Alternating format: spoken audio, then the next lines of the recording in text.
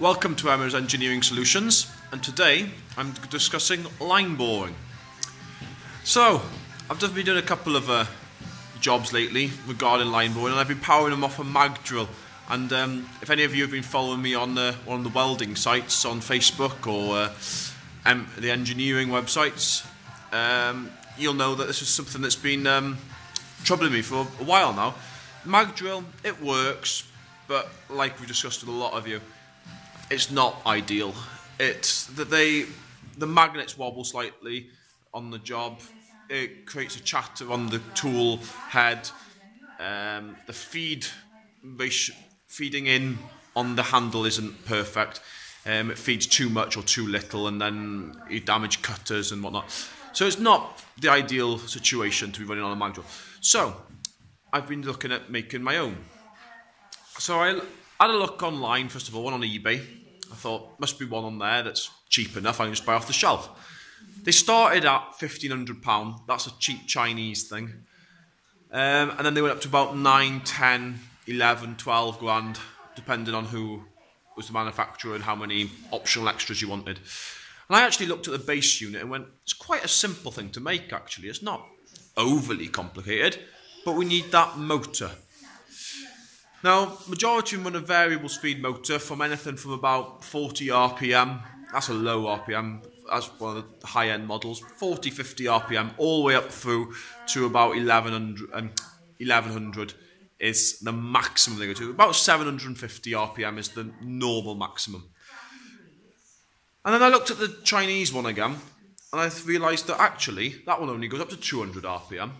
And I thought, do you actually need it to go that fast? You know, do you need those high-end ratios? Just started discussing with a few people online. They said actually a lot of them were running at 60, 70 RPM. So I put this onto an email and I sent it off to a manufacturer. I said to them, can you make me a motor such, such and such? They came back with, yes we can, no problems at all. We'll have the feed unit, we'll have the variable speed drive for you, everything. How much was it? £1,500. So I'm not saving anything. I might as well buy it off the shelf on eBay. So I thought to myself again, how am I going to do this? And then just lo and behold, I was in, how can we say it? I can't really dub a name onto this, but let's say I was at a builder's supply whose name starts with something that you attach wood together with and ends up with fix. So we'll say that. So I went to this supply store and I realised that they had, turn the camera around, one of these. Excuse the mess on the bench. 250 kilo electric winch. Reversing drive on it. Comes in, I've actually dismantled it already because this is what we will be using. Comes with its own little stand, so part of it, maybe able to use this again. It is a Hilker, yes, so maybe the quality won't be as good as one of the high-end products that we're all used to in the line boring industry. But that's the motor with a forward and reverse switch. I'm planning to make this into a toggle switch and I'm going to mount it onto a control panel below the motor. I'm also looking at whether we can actually make this a variable speed drive. This is currently about 65 to 70 RPM. I counted it the other night. I sat there for 2 minutes with a stopwatch and counted the revolutions. It was around the 140 mark for 2 minutes. So it's around 70 odd RPM. So, yeah, so that's what I plan to use. All in with the, you know, everything as pictured, £100. I think it was £115 to be honest, but you know, we're not going to split hairs over 15 quid.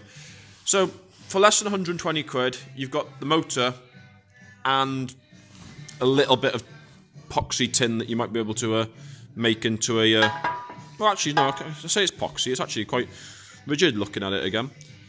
So yeah, so that's what my plan is. It's got a hex drive shank. That might be a little bit something to come over, but the original winder for the wire rope has a hex hole in it. So, might be able to... It does go on, honestly. Try and do it one-handed, has holding the phone isn't helping. But no, that will go onto there. And maybe we can utilise that as a drive. Haven't quite planned it all out yet, but that's my thinking. We'll catch you on the next video. Thank you for watching, and hope you know, this is a bit of a bitsy video. This is just literally showing you what I found. So yeah, subscribe to the videos so you can see all the other ones, the parts coming up to how we're going to make this line boring machine. Also have a look at the other videos. I am new to this video game, so just bear with me. I'm sure they'll get better as we go along. Yeah, but other than that, that's all I can really say. Oh yeah, if you want to have a look at what I do as a profession daily, have a quick trip over to Facebook and go on Emyrs Engineering Solution. Emyr is spelt E-M-Y-R-S. It's a little Welsh name. So Emyrs Engineering Solutions. And, or you can type in, I think you can type in muddled metal as well. I think it also comes up under that. And have a look at what we do. Any questions, pop us an email. The email's all on the Facebook page. Or give us a phone call. You can comment in the comment box below this video. That's not a problem. But I must admit, I'm not a big YouTube user. I use it to show off what I'm currently doing, and also to show and help other people what they can achieve with limited funds, and try and make something that's hopefully reasonably high end. So what I'm trying to say is, I don't look at the YouTube videos a huge amount, so the chances of me getting back to you are slim. But get into the Facebook page, and I'm always on that, so we'll comment and see how we get on. Thank you. Cheers.